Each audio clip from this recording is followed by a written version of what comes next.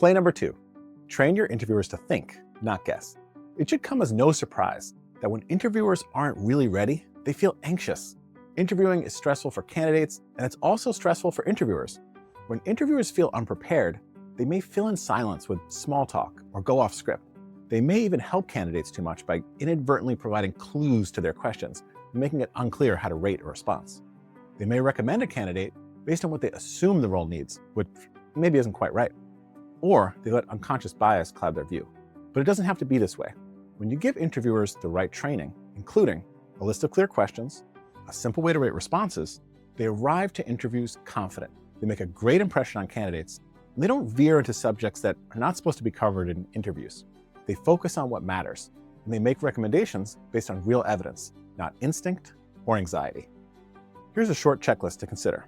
Number 1, give interviewers straightforward questions and a structured process to keep things fair. Number 2, make sure they create a welcoming, respectful space for candidates by scripting the introduction and the wrap-up. Number 3, have them take notes, real notes, no relying on memory later. Number 4, train them to spot and reduce bias before it skews their thinking. Number 5, ensure they fully understand the job and the ideal candidate by doing some practice runs and asking interviewers if they feel prepared.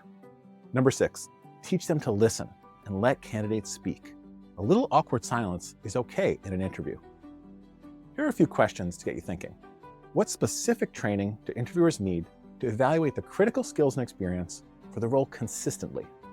How will you ensure interviewers collect objective evidence rather than relying on general impressions? What tools or templates will help interviewers take effective notes during interviews?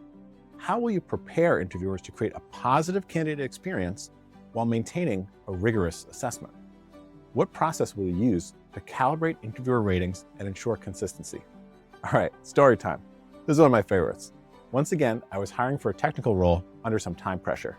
In this case, it was a highly compound role where the person that would be hired would have to be an expert in 3 distinct disciplines. Pretty hard to fill.